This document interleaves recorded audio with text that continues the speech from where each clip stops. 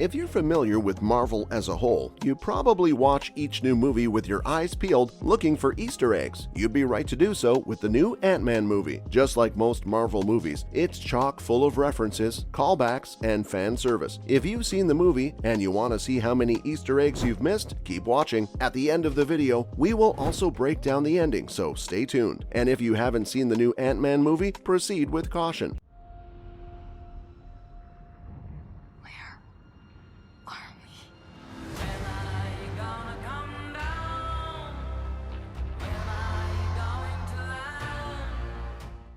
This video will have spoilers. First, did you guys notice Scott Lang's in-universe memoir in the movie? It's called Look Out for the Little Guy. Get it? If this guy were real, he would totally write this memoir. Not only that, but this book actually does exist in real life. If you want to, you can purchase a copy. How cool is that? We can also see a callback in the beginning of the movie, when we see Scott getting an award for Employee of the Century from Baskin-Robbins. This is just a visual gag though, so don't blink and you'll miss it. That's right, he deserves that prestigious award. On a slightly darker note, we see our first glimpse of our new scary big bad, Kang, in this movie. See you soon.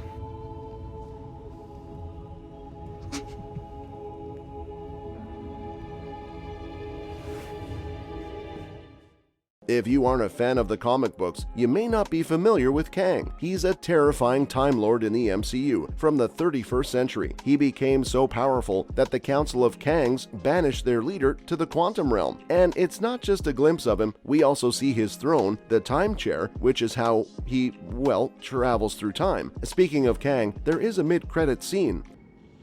Not what you were expecting, hmm? You're just a man. Flesh and blood. Don't tell me I'm a disappointment.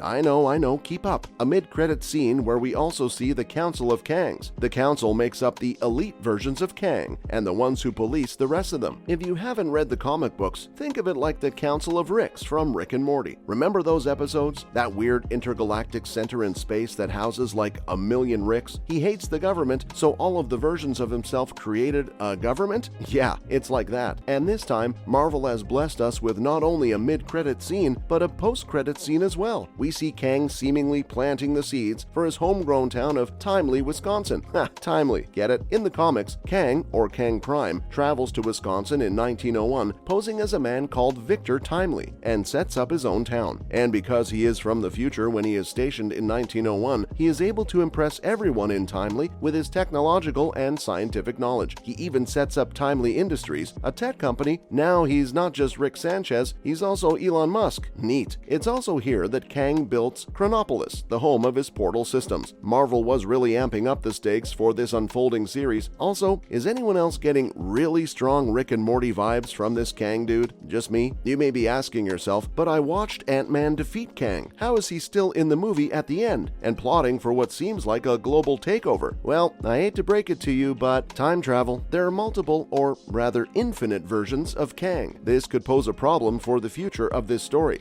We both just have to lose. I'm sorry, Cassie.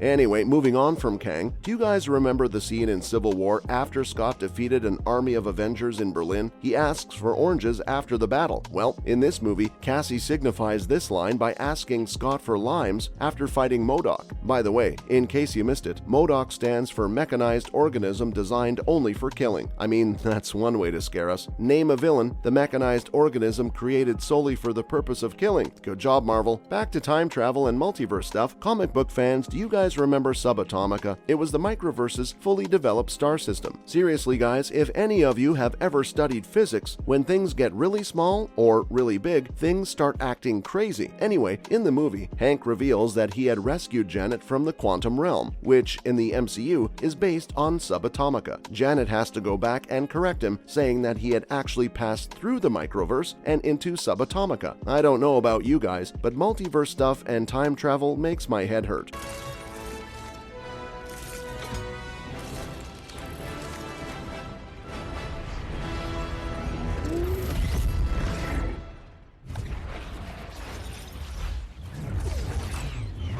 Those were all of the Easter eggs we spotted in the movie. If you caught any that we didn't, please let us know. Now, we have to go over the ending. Like I said, this movie made my head hurt, so this is as much for me as it is for all of you. So Kang, the baddie, is attempting to conquer eternity. Boy, talk about ambition. Cassie, who was being held hostage by Kang, escapes and elicits the final battle of the film. It's chaos. Scott is there and turns giant. Cassie is there and also turns giant. Kang releases MODOK. After Scott and company take out all of the bad guys, Janet has a portal open back to Earth. But wait, Kang isn't dead. He grabs Scott before he can go through the portal. The two fight again, and Scott heartbreakingly says that it doesn't matter if he, Scott, wins or loses. He just needs to make sure Kang doesn't win. Wasp shows up and he and Scott defeat Kang. Whew, that was close. We almost lost Scott. But it's not over yet, because we all know that those mid and post-credit scenes will be happening. Who are you?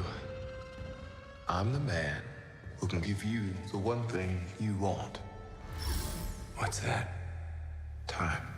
Like we touched on before, there is a question of Kang being defeated or not. We don't think he is, just because of the time paradox he had set up. But there is also another important thing to remember when it comes to Kang Prime being defeated in the end of this movie. And that's that in Marvel, if you don't see a body and see other characters acknowledge and mourn a death, you really can't trust it. How many times have we seen Marvel supposedly kill off a character, and then in a few movies, they show up again? And especially for villains, there's no way Kang Prime is actually gone. Even if he is, the version of him in 1901 is clearly alive and well in Wisconsin. Does your head hurt? Mine kinda does. My guess is the next movie, Avengers: The Kang Dynasty, will feature a comeback from Kang Prime. By the way, the next film comes out in May of 2025. We have a long way to wait. We don't have much time before Mom's location shifts and we lose her. Yeah, and we have a lot to do before then. You know, my pep always said, if you want to do something right, you make a list. So we should do that. 1, we have to break into that lab. 2, we have to kick out Foster and Ghost. After all, if you think about it, the writers sometimes need some grace if they accidentally write themselves into a corner. With a story this massive, even with source material, needs to be a little loosey-goosey sometimes. That's why we have seen so many questionable deaths. Anyway, what do you all think? Is Kang Prime gone? Do you think we will see a different version of Kang in the next one? Perhaps Victor Timely? Do you think the Avengers will continue to mess around with the multiverse?